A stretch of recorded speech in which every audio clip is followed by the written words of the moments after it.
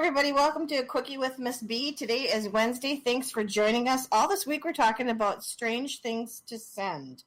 If you missed any of the previous episodes, please go back and check them out. But Monday was not anything to send. It was mostly what to eat at a buffet. Yeah. Monday was a Chinese moment that, several fat guys that are cheap can go through together. So. And they bring their dad. No, you'll bring your son. No. No fair. I go crazy. Anyways, today is Wednesday, halfway through your work week. Hoot. Yep. So today we're going to talk about things that the UPS has shipped. That's kind of strange and unusual. UPS would probably ship a lot of weird things, I would imagine. Oh, yeah. There's quite a few worth. What's wrong with me? Don't answer that. I could answer that in a lot of different ways. Some of them not so nice. I'm confused. Mm-hmm. I know you're confused. That's definitely so. I don't think there's any question about it.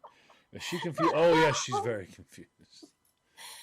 Okay, anyways, let's start off with a few notable deliveries from UPS that have included an iceberg chunk roughly the size of a refrigerator. I just want to know, how do you ship that? You're definitely going to include an ice pack. Boom, boom. Oh my gosh. There also is 4 whale sharks that they have. Well, okay, yeah. So that's for like a zoo or something, right? Yeah, but still, how do you do that? And China's priceless terracotta warrior statues. Oh yeah. Oh wow. Boy, you'd have. I don't think I'd want to be. Could you imagine the insurance? Do you want insurance of these? Oh yeah, I'm gonna need insurance. Well, how much are you gonna need? All of it. Well, how much do they cost? There's no way. Yeah. There's no dollar amount. Priceless terracotta. How would you insure something with no? I mean, that's priceless. Lloyd's of London. Wow. They say no matter how tiny or mammoth the shipment is, UPS has a solution that will fit your shipping needs. That sounds about right. Just giving those a few notable deliveries. Yikes. Yeah, those are definitely strange, odd delivery. Well, here's another one that I thought was kind of odd. This one was listed as challenge number 1. It was a Civil War ship's remains. Okay. That would be pretty hard. It was when the U.S. Army needed to identify the remains of a skull found on a Civil War ship off the coast of South Carolina. It worked with the Louisiana Tech University in Ruston, Louisiana, to recreate a model of the person's face. I guess there's people that do that job. They'll take a skull and then they'll figure out the depth of. They reconstruct everything. They know how. Yeah. On average, there's this much thickness to a person's face in this area. In that area. Add it to the bone structure in there. Yeah. Forensic, what is it? It's forensic something. I can't remember. It's like forensic reconstruction artist or whatever, something like that. Yeah, and they can take the skull and put all the different depth pieces on it. Mm-hmm. And once they're all on there, then they'll put the clay over it, and they can basically kind of come up with a pretty good likeness of the individual. Yeah, this had to be shaped. This had to be shapely. Sheep? Yeah, this had to be sheep, people. Oh, sorry, she had the skull, and we knew it was sheep. So we just covered it with some wool and went, "Oh, that's what he looked like." I'm pretty sure that's what he looked like. That's great. To ship this safely, they had to travel 1,126 miles. Oh, that's pretty good. What is it? It's a sheep. It's a sheep. What do you think it is? It's a skull with wool on it. It's a sheep. If I had tusks on it, it'd be a woolly mammoth. Oh my gosh. I can't imagine, because the challenge with this one was the model was made out of wet workable clay. So they had to develop a cushioning system to contain it so that when it was being shipped, it wasn't going to bang from side to side. Okay. Excuse me. Certainly interesting. Yep. What you got for me today? A skull? No, really, what do you have for me today to ship? Skull. No, skull. Yeah. What's with the That's wool? creepy. What's with the wool? Well, we think it's a sheep, but sending this along just in case, because I don't know if they want a sheep or they don't want a sheep. What's the tusks for? Well, if they want the sheep, but then they want a woolly mammoth, they can just glue the tusks on the front of it, and then you've got a woolly mammoth. See, it's kind of fits a whole lot of criteria. Not sure what the zoo wants. I don't want to be the person delivering that skull, though. What if the person was mad? Can you imagine a woman screaming? Basically, you took my head, and now I'm going to be Can mad. you imagine a woman, you walk in and the woman starts screaming, "What is that?" Well, do you know Rick? Do I know Rick? Yeah. No, I don't know Rick. Then don't worry about it. I need to have you sign for this stuff.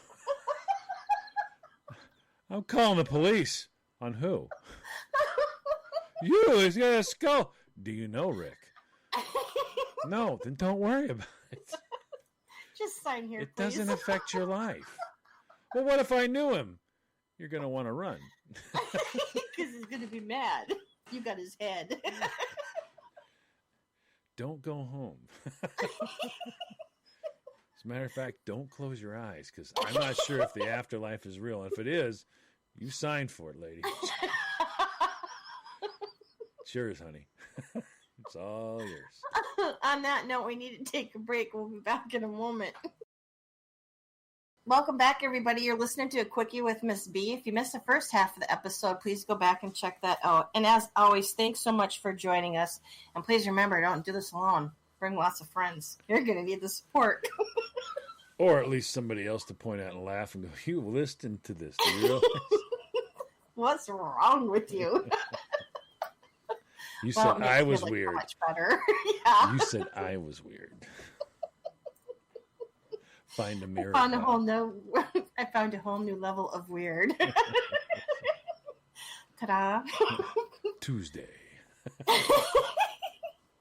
Okay, Z, ready for the next one that UPS did? Oh, sure, why not? It's already been like, huh? What? Really? This one is a ready-made meal. Yep, you heard right, a ready-made meal. And they're saying with the popularity of meal delivery services in recent years, UPS Package Solutions engineer had to come up with a consistent blueprint for shipping perishable foods. Okay. That would have been...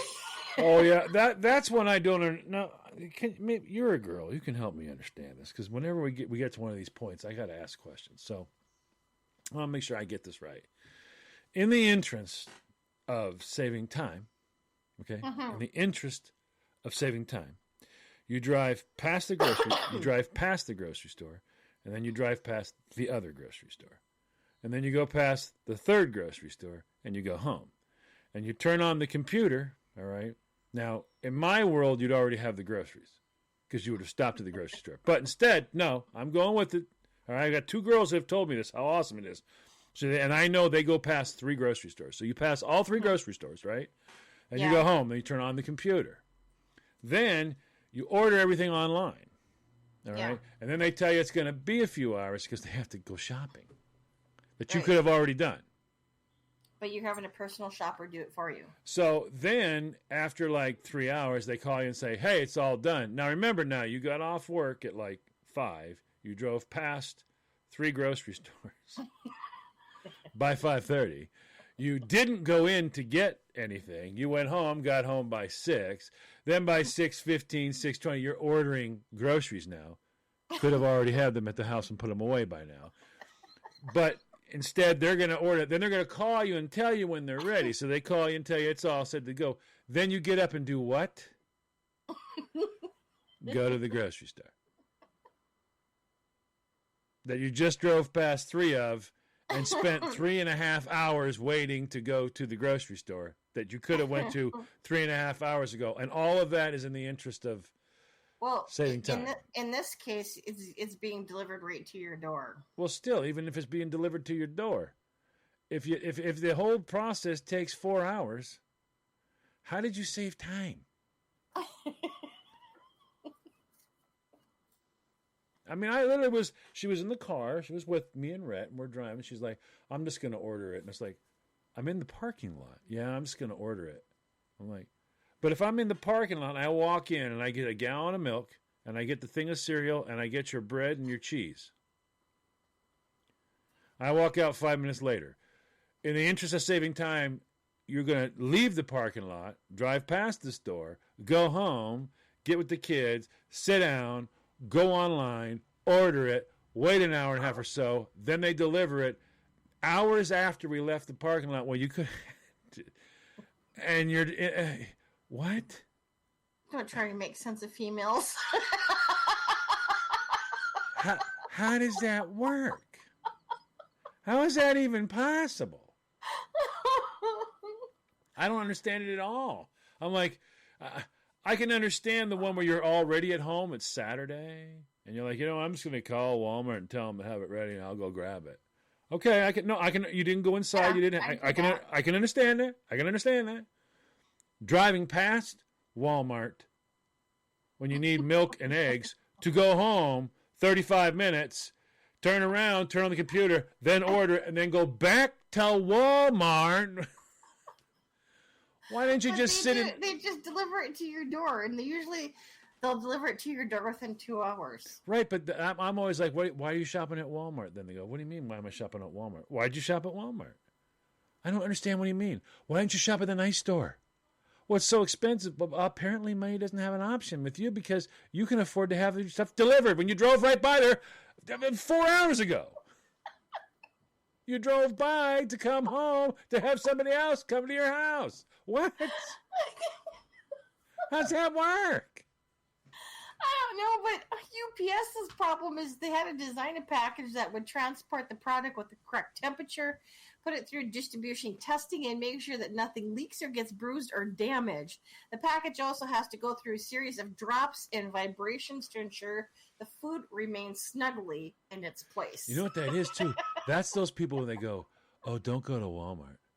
Don't have them delivered to your house because you don't know who they are. We'll just shove it in the mail and mail it to you.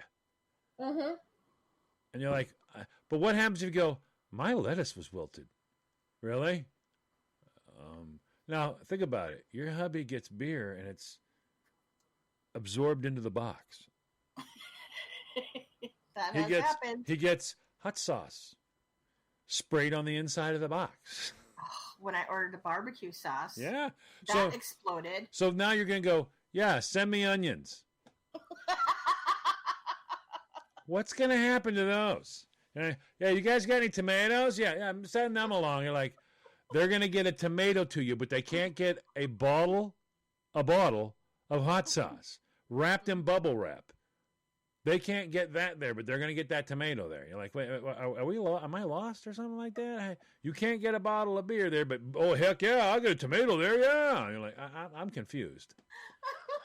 How's that work?